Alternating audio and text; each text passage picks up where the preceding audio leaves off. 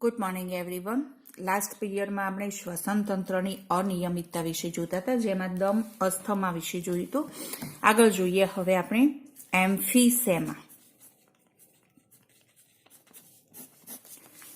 એમ્ફીસેમા જે છે કે જે ફેફસાની પેશીઓ જે છે એનો વિનાશ પ્રેરે છે, એટલે કે ફેફસાની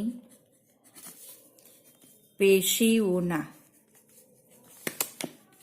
વિનાશ થાય, જેને એમ્ફીસેમા તરીકે ઓળખાય છે, કે જેમાં ફેફસાની પેશીઓ જે છે એનો નાશ થઈ જાય છે, વિનાશ થાય છે.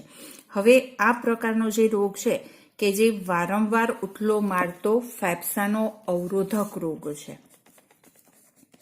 વારંવાર ઉથલો મારતો ફેફસાનો અવરોધક રોગ છે. વારંવાર ઉથલો મારતો એટલે કે વારંવાર જે રિપીટ થાય છે, કે ભાઈ રોગ થયો છે, દવા લીધી છે, થોડો સમય જાય, ફરી પાછો થાય, ફરી દવા લઈએ છે, સારું થઈ જાય, ફરી પાછો થાય, જેને વારંવાર ઉથલો મારતો રોગ કહેવાય. હવે એમ્ફીસેમા જે છે એ થવાનું કારણ શું છે? શેના કારણે એમ્ફીસેમા થાય છે? એમ્ફીસેમા કે જે લોકો વધુ પડતું ધૂમ્રપાન કરતા હોય છે, સ્મોકિંગ, કે વધુ પડતા ધૂમ્રપાનથી થાય છે, અને એ ઉપરાંત કે વારંવાર ઉથલો મારતા બ્રોન્કાઇટિસથી થાય છે. બ્રોન્કાઇટિસ એ પણ શ્વસન માર્ગનો રોગ છે. જો વારંવાર બ્રોન્કાઇટિસ થયો હોય તો પણ એમ્ફીસેમા થાય છે. એમ્ફીસેમાના લક્ષણની અંદર જોઈએ કે એમ્ફીસેમા થયું હોય તો કયા પ્રકારના લક્ષણ જોવા મળે છે. એમ્ફીસેમાની અંદર કે જે શ્વાસવાહિકાઓ છે એ ચપટી થાય છે. શ્વાસવાહિકાઓ ચપટી થઈ જાય છે. શ્વાસવાહિકાઓ એટલે કઈ વાહિકા? કે જે વાયુકોષની અંદર ખુલે છે. ચપટી થઈ જાય છે. ચપટી થઈ ગઈ જેથી શ્વસન માર્ગ જે આખો હતો કે જે રૂંધરાઈ ગયો, સાંકડો થઈ ગયો, જેના કારણે વાયુ વિનિમય થઈ શકે નહીં. હવે શ્વાસવાહિકા ચપટી થઈ ગઈ, જેના કારણે ફેફસા જે છે એ ફેફસામાં હવા ભરાઈ રહે છે. કારણ કે આ જે ફેફસા છે તેની અંદર આ વાયુકોષ્ઠ છે, અને વાયુકોષ્ઠમાં ખુલતી આ પ્રત્યેક શ્વાસવાહિકા જે છે એ કેવી થઈ જાય છે? સાંકડી થઈ જાય છે. સાંકડી થવાથી કે હવા જે છે એની બહાર નીકળી શકશે નહીં. બરાબર છે? જેથી ફેફસા જે છે હવાથી ભરાઈ જાય છે, અને જેથી ફેફસા ફૂલી જાય છે. આ જે પ્રત્યેક વાયુકોષ્ઠ છે એ વાયુકોષ્ઠ પોતાની સ્થિતિસ્થાપકતા ગુમાવે છે. સ્થિતિસ્થાપકતા ગુમાવે છે એટલે શું થાય? વાયુકોષ્ઠ જે છે આપણે જોઈએ તો કે સંકોચન વિસ્તરણ પામે છે, કે જ્યારે આમાંથી હવા બહાર નીકળે ત્યારે શું થાય? એનું સંકોચન થાય. જ્યારે હવા અંદર દાખલ થાય ત્યારે પાછું શું થાય? વિસ્તરણ થાય. તો એ સંકોચન વિસ્તરણની જે સ્થિતિ છે ગુમાવી દે છે, અને સ્થિતિસ્થાપકતા ગુમાવી કહેવાય, કે જે સ્થિતિસ્થાપકતા ગુમાવે છે. હવે સ્થિતિસ્થાપકતા ગુમાવે છે એના કારણે શું થશે? કે પરિણામે ઉચ્છ્વાસ બાદ પણ તેમાંથી હવા દૂર થતી નથી. ઉચ્છ્વાસની ક્રિયા થાય છતાં પણ વાયુકોષ્ઠ જે છે એ હવાથી ભરેલા જ રહેશે, એમાંથી હવા બહાર નીકળશે નહીં, કારણ કે એને સ્થિતિસ્થાપકતા ગુમાવી છે. જો એ સંકોચન પામે અને હવા પર દબાણ થાય તો જ એ બહાર નીકળે, પણ સ્થિતિસ્થાપકતા ગુમાવી દીધી છે એટલે કે ઉચ્છ્વાસ બાદ પણ તેમાંથી હવા દૂર થશે નહીં. હવે ઉચ્છ્વાસ બાદ પણ હવા દૂર થતી નથી અથવા નીકળતી નથી, જેના કારણે ફેફસાની જે પેશીઓ છે, ફેફસાની પેશીઓનો નાશ થવા લાગે છે. બરાબર? કે ફેફસાની જે પેશીઓ છે એનો નાશ થાય છે, અને વાયુકોષ્ઠ જે છે કે જે હવાથી ભરેલા હોવાથી કે વાયુકોષની આ જે દિવાલ છે એ દિવાલ ઉપર શું લાગે? દબાણ લાગશે. દબાણ લાગવાથી શું થાય? તે ફાટી જાય છે. એટલે કે ઘણી વાર વાયુકોષ્ઠો ફાટી જાય છે. હવા ભરેલી રહેતી હોવાથી વાયુકોષ્ઠો જે છે એ ફાટી જતા હોય છે. સારવાર. એમ્ફીસેમાની અંદર કયા પ્રકારની સારવારની જરૂરિયાત હોય છે? તો કે ધૂમ્રપાન અને પ્રદૂષકોથી દૂર રહેવું જોઈએ. ધૂમ્રપાન અને પ્રદૂષકોથી દૂર રહી તેનો અટકાવ કરી શકાતો હોય છે, અટકાવી શકાય છે. બરાબર છે. સારવારની અંદર આપણે જોઈએ અહીંયા વાયુકોષ્ઠ એકવાર પોતાની સ્થિતિસ્થાપકતા ગુમાવી દે પછી બીજી વાર સ્થિતિસ્થાપકતા એ પ્રાપ્ત કરી શકતા નથી. એટલે એકવાર સ્થિતિસ્થાપકતા ગુમાવે છે તો આ પ્રકારની જે પોઝિશન છે લાઈફ ટાઈમ જોવા મળે છે. ફરી પાછા પોતાની મૂળ સ્થિતિમાં એ આવી શકતા નથી. બરાબર છે. એટલે લાઈફ ટાઈમ શું કરવું પડે? એની માટેની જે કંઈ પણ દવાઓ છે એ દવા લેવી જોઈએ. એટલે કે વાયુકોષ્ઠોની સ્થિતિસ્થાપકતા દૂર થવાથી તેનો કાયમી ઈલાજ શક્ય નથી. કાયમી સ્થિતિસ્થાપકતા દૂર થવાથી પાછી તે મેળવી શકાતી નથી. એટલે કે કાયમી ઈલાજ શક્ય નથી. પરંતુ એન્ટીબાયોટિક્સ જે છે કે એન્ટીબાયોટિક્સ સારવાર દ્વારા કે શું થાય છે? તો કે શ્વાસ નળી જે છે એને વિસ્તારક દવાઓ રાહત મેળવી શકાય છે. કેમ બ્લડ પ્રેશર હોય, લાઈફ ટાઈમ પેશન્ટને દવા લેવી પડે, એમ આજે એમ્ફીસેમા થયો હોય તો કે શ્વાસ નળીનું વિસ્તરણ કરતી જે દવાઓ છે એ દવા લેવી પડતી હોય છે. કારણ કે એ હવે સ્થિતિસ્થાપકતા ગુમાવી હોવાથી આપમેળે વિસ્તરણ થઈ શકે નહીં. બરાબર. ત્યાર પછી જોઈએ આપણે બ્રોન્કાઇટિસ.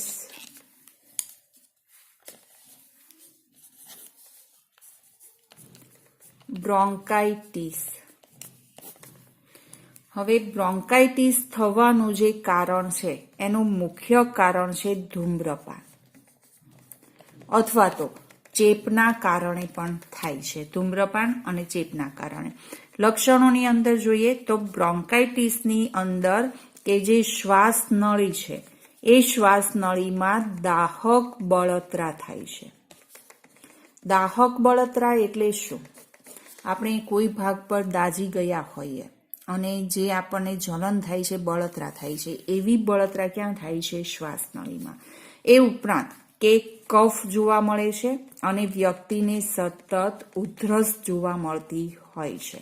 આ બ્રોન્કાઇટિસના લક્ષણ છે. સારવાર અંદર જોઈએ તો કે એન્ટીબાયોટિક્સ દ્વારા સારવાર મેળવી શકાતી હોય છે.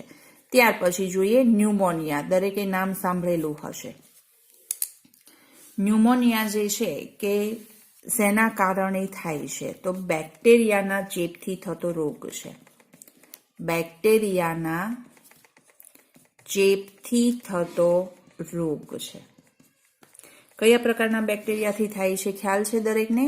સ્ટ્રેપ્ટોકોક્સ ન્યુમોની પ્રકારના જે બેક્ટેરિયા છે જેના દ્વારા ન્યુમોનિયા થાય છે. હવે ન્યુમોનિયાની અંદર જોઈએ મુખ્ય લક્ષણો કયા છે? તો ન્યુમોનિયામાં જે વાયુકોષ્ઠો છે એ વાયુકોષ્ઠો પ્રવાહી અને મૃત શ્વેતકણ જે છે એનાથી ભરાઈ જાય છે. હવે વાયુકોષ્ઠમાં પ્રવાહી અને મૃત શ્વેતકણ જે છે ભરાઈ ગયા છે, જેના કારણે કે આખા આ જે વાયુકોષ છે દરેક પ્રવાહી મૃત શ્વેતકણથી ભરાઈ ગયા છે. પ્રવાહી ભરેલું છે, જેથી આની જે સપાટી છે વાયુ વિનિમય સપાટી, કે જ્યાંથી આગળ વાયુ વિનિમયની ક્રિયા થઈ શકશે નહીં, અવર જવર થઈ શકે નહીં. અને આ ખૂબ જ ઝડપથી પ્રસરતો રોગ છે કે એકાદ દિવસમાં જો આટલા જ ભાગમાં ઇન્ફેક્શન હોય, ચેપ હોય, તો બીજા દિવસે લગભગ 50% જેટલો ભાગ કવર થઈ જતો હોય છે. એટલે ન્યુમોનિયાની તાત્કાલિક સારવાર કરવી જરૂરી છે, નહીતર વ્યક્તિ જે છે એ મૃત્યુ પણ પામી શકે છે. હવે ન્યુમોનિયા જે છે કે કોની અંદર વધુ જોવા મળે, ખાસ કરીને જે બાળકો છે, વૃદ્ધો જે છે અને જે એઇડ્સના દર્દીઓ છે. શા માટે તેની અંદર જોવા મળે છે વધુ? કારણ કે આ એવા લોકો છે કે જેની રોગ પ્રતિકારક શક્તિ જે છે નાશ પામેલી હોય અથવા ખૂબ જ ઓછા પ્રમાણમાં હોય. રોગ પ્રતિકારક શક્તિ ઓછા પ્રમાણમાં છે, જેથી ઝડપથી બેક્ટેરિયાનો ચેપ લાગી જતો હોય છે. બરાબર છે? ખ્યાલ આવી ગયો દરેકને? હવે આગળ જોઈએ આપણે વ્યવસાય સંબંધિત રોગો. વ્યવસાય પ્રેરિત ફેફસાના રોગો.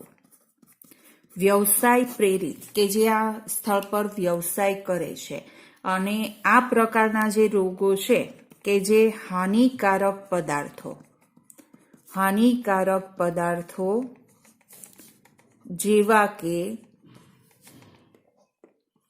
ગેસ, ધુમાડો નીકળતો હોય, ધૂળના રજકણો હોય અથવા રેસાઓ હોય વગેરેના કારણે થાય છે. ધુમાડો અમુક ફેક્ટરી ઉપર જો મોટા ભૂંગળા મૂકેલા હોય, એકદમ બ્લેક કલરનો ધુમાડો નીકળે છે. એ શ્વસન માર્ગની અંદર દાખલ થાય એટલે શું હાલત થાય? ધૂળના રજકણો કે જ્યાં રેતી, કપચી, સિમેન્ટ બનતી હોય છે, સતત ધૂળના રજકણો જે છે હવામાં ઉડતા હોય, જે શ્વસન માર્ગ દ્વારા દાખલ થાય. રેસાઓ, કાપડની જે ફેક્ટરીઓ છે કે સતત ત્યાં રેસાઓ હવામાં ઉડે છે, જે શ્વસન માર્ગ દ્વારા શરીરમાં દાખલ થાય છે. તો આ પ્રકારના જે હાનિકારક પદાર્થો છે કે જેના દ્વારા સિલિકોસિસ અને ફાઇબ્રોસિસ જેવા રોગો જોવા મળે છે. સિલિકોસિસ અને ફાઇબ્રોસિસ. સિલિકોસિસ એટલે શું? સિલિકા એટલે કે રેતી, ધૂળના, માટીના, રેતીના રજકણો જે છે શ્વસન માર્ગ દ્વારા ફેફસામાં દાખલ થાય. હવે ફેફસામાંથી એનો નિકાલ થવાનો નથી, એટલે ધીમે ધીમે શું થશે? ફેફસાની અંદર જમાવટ થાય કે જે કંઈ પણ સિલિકા છે, રેતી છે, માટીના જે ધૂળના રજકણ છે કે જે ફેફસાની અંદર ભરાવો થાય છે. ફાઇબ્રોસિસ, ફાઇબર એટલે કે રેસા. રેસા જે છે શ્વસન માર્ગ દ્વારા શરીરની અંદર દાખલ થાય છે. હવે રેસા પણ ફેફસામાંથી આગળ જઈ શકે નહીં, એટલે આ જે ફેફસા છે એની અંદર આ જે રેસાઓ છે આખું ઝાડાની માફક પથરાઈ જતા હોય છે, જાળું બનાવી દે, જેના કારણે આગળ વાયુ વિનિમયની ક્રિયા થઈ શકે નહીં. બરાબર?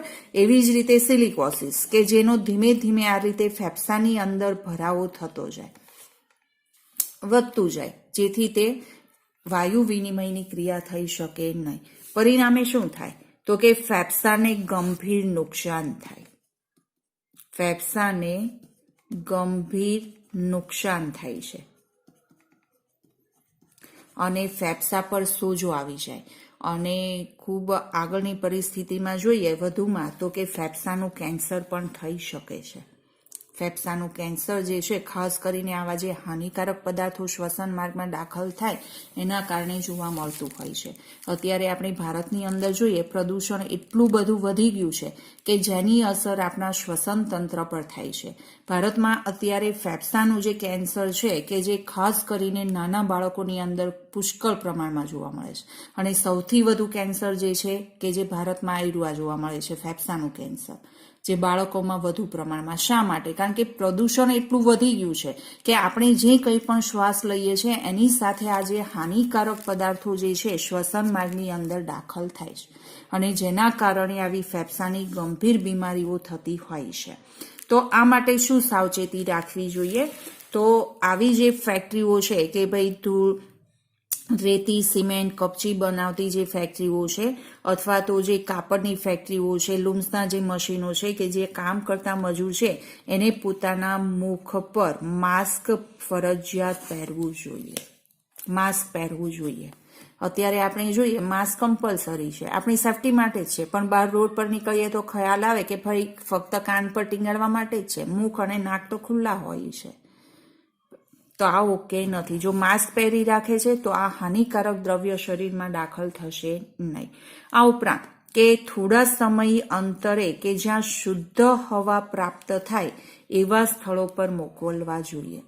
મોટી મોટી કંપનીઓ હોય, રિલાયન્સ છે, ટાટા છે, એમાં જુઓ કે ત્યાં જે કારીગર અથવા મજૂર વર્ગ છે અથવા એમના જે કંઈ પણ કર્મચારીઓ છે કે જેને વર્ષ દરમિયાન ફરવા માટેનું પેકેજ મળતું હોય છે. શા માટે? કે ભાઈ આ જ માટે કે ભાઈ એવા કોઈ હિલ સ્ટેશન એ ગ્રીનરી ધરાવતું હોય એવા કોઈ જે સ્ટેશન પર જાય કે જેના કારણે પોતે શુદ્ધ ઓક્સિજન અથવા શુદ્ધ હવા પ્રાપ્ત કરી શકતા હોય. આ ઉપરાંત સમયાંતરે શારીરિક સ્થિતિનું તપાસ કરવું જોઈએ.